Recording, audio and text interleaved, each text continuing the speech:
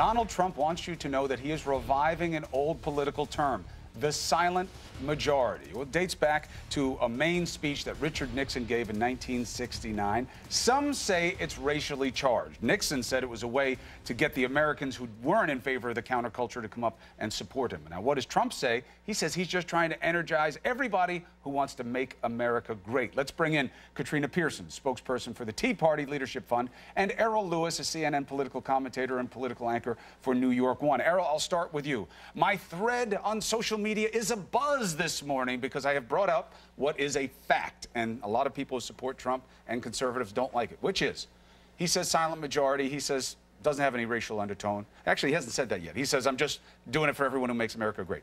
Hate groups have come out saying, we like what Trump says. They also say he will not like that we support him, probably. Not just David Duke, other groups. Using this phrase, could it backfire on Donald Trump? There's no suggestion he wants groups like that to support him. But is there a price for bringing it back? Well, look, bringing up racial politics is the underlying problem that you referred to. Will this phrase do it? It didn't strike me as something that was going to automatically trigger that, because I'm old enough to remember when Nixon talked about the silent majority. And, you know, I mean, it's a clever phrase, and for somebody who's polling at 28% to talk about a majority, it's clearly aspirational. It gets people thinking that, hey, maybe there's more of us than we think, and maybe we need to be more active. He's sort of pushing people along. Now, where he does play racial politics that I do think will eventually backfire, or at least come to light, is that the extent that he's never really disavowed this birtherism nonsense that he indulged in. The fact that he has said publicly there won't be another black president for generations because of Obama's performance.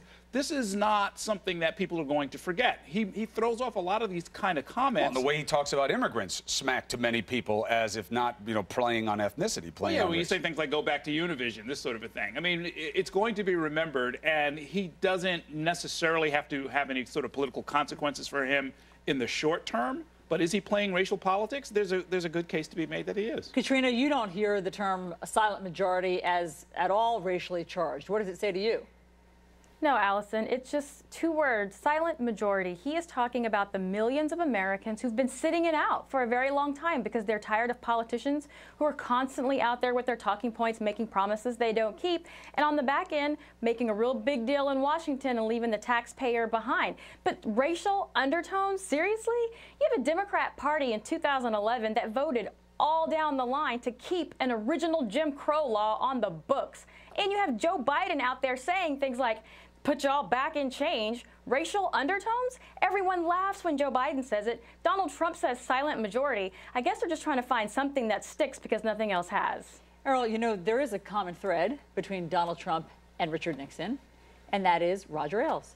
They both had Roger Ailes, conversations with Roger Ailes, and this is a messaging that I've worked with Roger Ailes that I recognize. Silent majority is a sort of Fox messaging, and it's that give voice to people who feel that they haven't had a voice for a while. I mean, it could just be as easy as that. Well, sure. Well, there's the other Roger. There's Roger Stone, another one of his advisors, sort of a Nixon guy. And look, they have every right to do that. You know, people who feel that they're disenfranchised simply because they're, say, working class and white and very conservative, it doesn't mean you write them out of the political system. You do want to sort of bring them into the political system if you're looking for votes. That, of course, is what Donald Trump is trying to do. On the other hand, there's a responsible way to do it, and there's an irresponsible way to do it. And I think that's what some of the concern is that's the point. He hasn't been very tempered about any of this. No. See, Katrina, I think you got to be careful with that phrase. I've gotten in a lot of trouble with it on this show because I think sometimes we put too much weight on what people say and not enough on what they do, and that can be one of the ills of political correctness. But this is different. He wants to be a leader. I am with you. I do not think that when he says silent majority, he's trying to divide America and court hate groups. But when they resonate with your message and when they come out and say, we like what Trump is saying, does he have a duty to say, I don't care what you like, I'm not about you, I'm about these other Americans? Do you think that's part of his responsibility? Well, I don't know, and I think he actually might do that. Donald Trump has never just come out and said, I don't like you people, other than we've got to get illegals out of the country, which is, you know, the law. Well, that's a pretty big statement, though, right? That's a lot of, you know, I don't think you could just gloss over that, Katrina, because when you say all 11 million of you have to go, and the rapist stuff and all the other aspersions that were put on this group of people, when you take out little sound bites like that, it sounds really bad. But when you talk about it in little sound bites, it sounds really bad. But say it in a way that's good.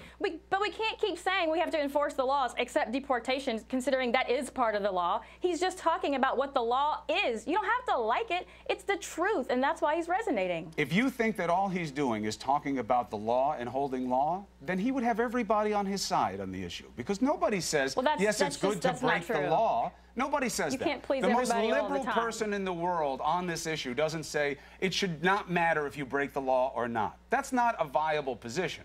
What has gotten him in heat with people is that he seems to be divisive on the issue. And you understand that, Katrina. The question is, with silent majority, should he correct that perception that it's divisive in any way and use it the way he may well intend it, which is just everybody wants to make America great?